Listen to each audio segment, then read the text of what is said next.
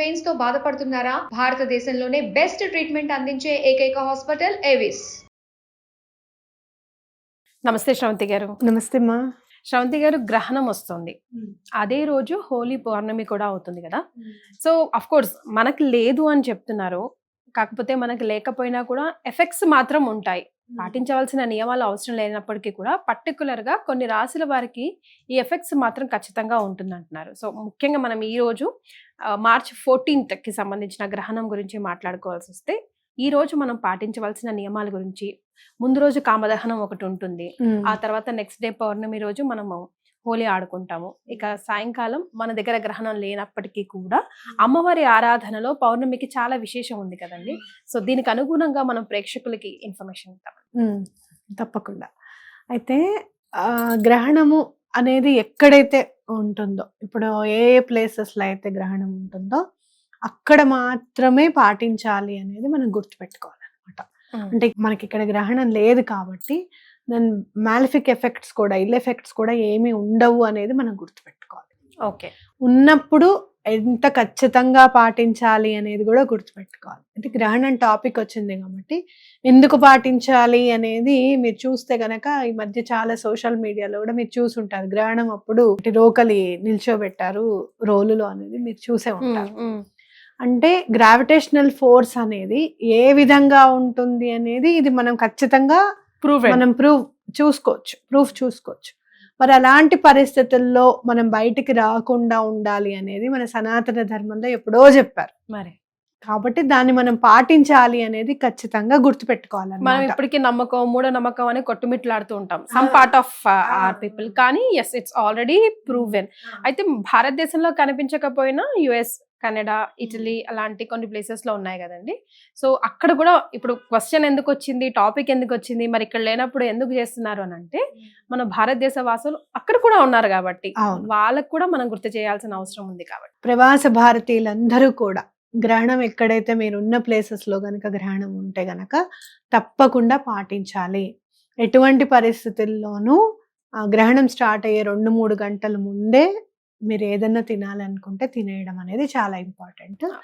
గ్రహణం అయిన తర్వాత చక్కగా తలారా స్నానం చేసిన తర్వాతనే మీరు వండుకోవాలనేది కూడా ఇంపార్టెంట్. అట్లాగే మీకు అక్కడ గరిక ఏదో ఒక రూపంలో గడ్డి అనేది ఉంటుంది కాబట్టి అది తీసుకోవడము. అలాగే ఇప్పుడు చాలా సందర్భాల్లో పూజా స్టోర్స్ లో అక్కడ కూడా దర్బలవి కూడా దొరుకుతున్నాయి, ఆన్లైన్ లో కూడా ఉన్నాయి. కాబట్టి అవి తీసుకొని తప్పకుండా ఇంట్లో మనం ఏవైతే మళ్ళీ వాడుకుంటామో వాటి మీద దర్బ వేయడం అనేది చాలా ఇంపార్టెంట్. చాలా మాత్రం ఇండిపెండెంట్ హౌసెస్ ఉంటాయి కాబట్టి మీరు పైన, ఇంటి పైన, డాబా పైన కూడా దర్బ వేయడం అనేది, వాటర్ ట్యాంక్ లో కూడా ఈవెన్ వేయడం అనేది చాలా ఇంపార్టెంట్. అట్లాగే మరి గ్రహణం అప్పుడు ఏం చేయాలి? కామ్గా కూర్చోవాలా అని అనుకుంటే గనక చక్కగా గ్రహణం స్టార్ట్ అవుతుంది అనుకున్నప్పుడు తలారా స్నానం చేసి భగవంతుడికి సంబంధించిన నామాన్ని ఏదైనా జపించడం, స్తోత్రాలని చదువుకుంటూ ఉండడం అనేది చాలా ఇంపార్టెంట్. అంటే ఈ టైం అనేది ఎలాంటి పవర్ఫుల్ అని అంటే కనుక భగవంతుడిని ఆరాధించడంలో చాలా పవర్ఫుల్. ఎనర్జీ చాలా హైట్స్ లో, పీక్స్ లో ఉంటుంది అనమాట. సో బయటకి ఎందుకు రావద్దు అంటారు అని అంటే కనుక ఎట్లయితే పాజిటివ్ ఎనర్జీ పీక్ లో ఉంటుందో నెగిటివ్ ఎనర్జీస్ కూడా అంతే పీక్ లో ఉంటాయి. వాటిని మనం తట్టుకునే శక్తి మనకి ఉండదు కాబట్టి మనం బయటకు రావద్దు అని చెప్తారు. అంటే మూల విరాట్ కి కూడా గుళ్ళల్లో అమ్మవారికి ఐస్ కూడా క్లోజ్ చేసేస్తారు. అవునండి, కేవలం కాళహస్తిలో మాత్రమే గుడి ముయ్యకుండా ఉంచుతారు ఇక్కడ మనకి గ్రహణ సమయంలో, గ్రహణం ఉన్నప్పుడు.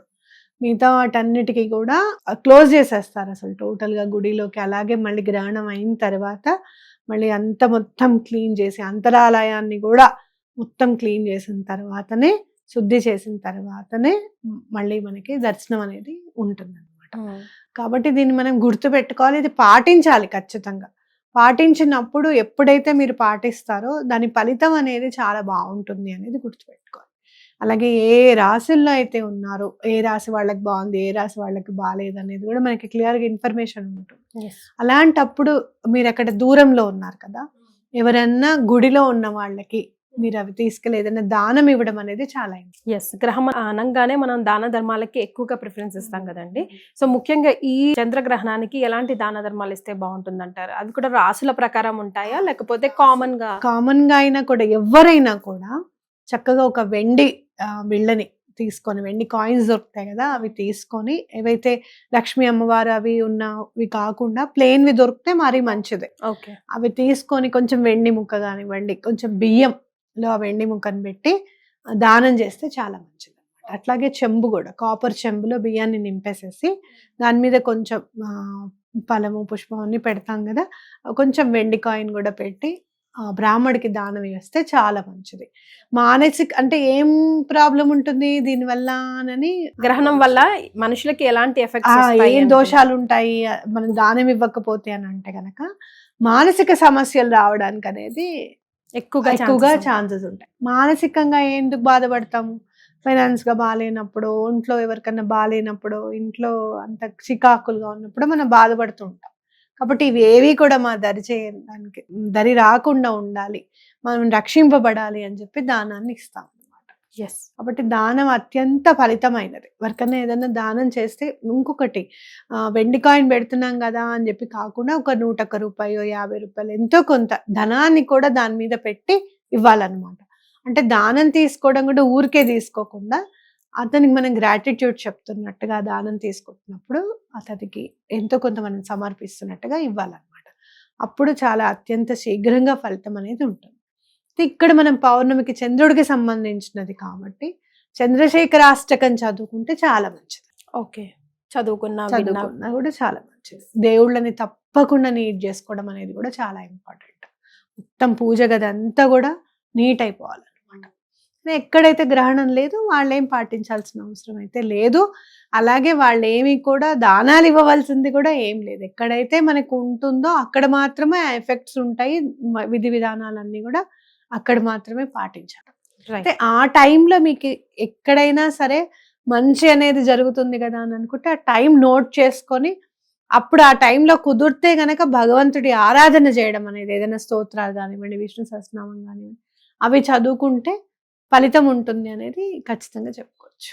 రైట్. అయితే ముఖ్యంగా గ్రహణం అనగానే మనం గర్భిణీ స్త్రీల గురించే మాట్లాడుకుంటాం. అంటే తినే ఆహారమే 3-4 గంటల ముందు మనం ఫినిష్ చేసుకోవాలి అనుకుంటాం. అంటే కొంచెం స్టమక్ ఎంటీ ఉండాలి అని అన్నది. అందులో ఇంకో ప్రాణి పెరుగుతున్నప్పుడు మనకే యూనో అప్ అండ్ డౌన్స్ ఉంటాయంటే మళ్ళీ ఆ శిశువుని కూడా కాపాడుకోవాల్సిన బాధ్యత ఉంది కాబట్టి. అంటే ఎందుకు స్పెసిఫిక్ గా అడుగుతున్నానంటే శ్రవంతి గారు, ఈ రోజుల్లో బీచెస్ లో పైగా ఈ ఎక్లిప్స్ ని బ్లడ్ మూన్ ఎక్లిప్స్ అని అంటున్నారు.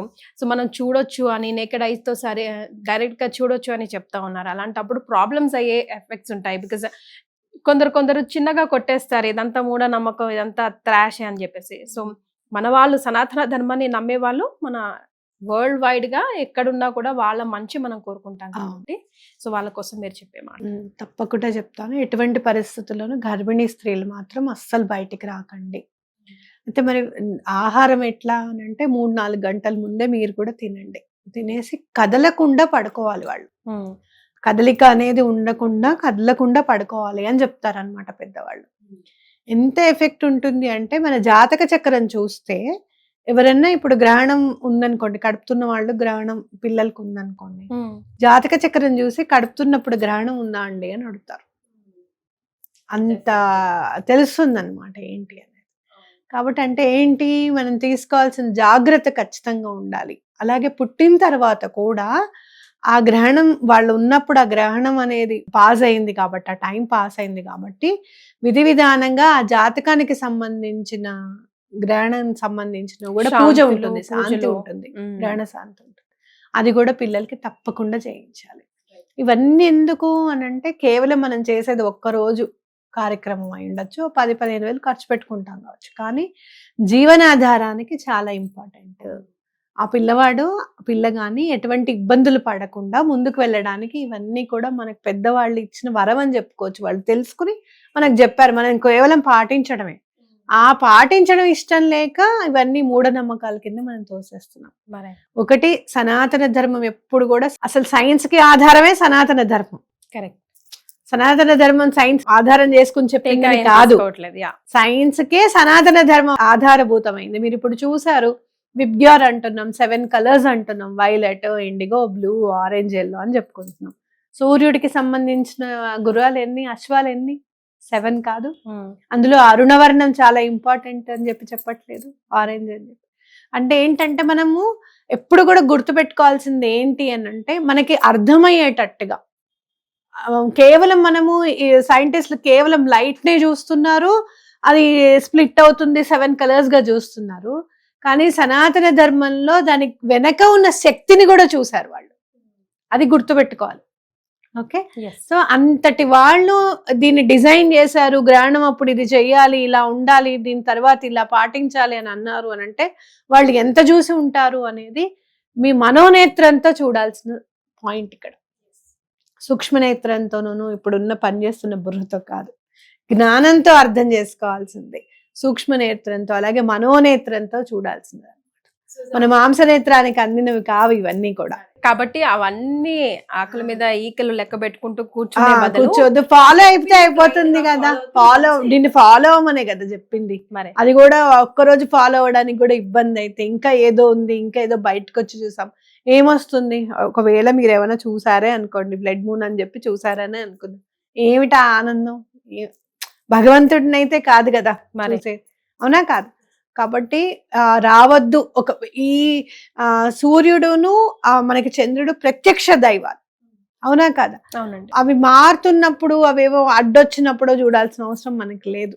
కరెక్ట్ గా ఎప్పుడు కూడా కరెక్ట్ గా కనపడుతూనే ఉన్నాయి మనకి ఎప్పటికప్పుడు. కాబట్టి ఏ టైంలో అయితే చేయొద్దు అని చెప్పారు, అవి చేయకుండా ఉంటే ఆ ఫలితాన్ని మనం ఆస్వాదించినప్పుడు, మనం అర్థం చేసుకున్నప్పుడు మనం ఇంకా ముందుకు వెళ్తాం అనేది గుర్తుపెట్టుకోవాలి. రైట్, వెల్ సెడ్ అండి. Thank you so much. ధన్యవాదాలు.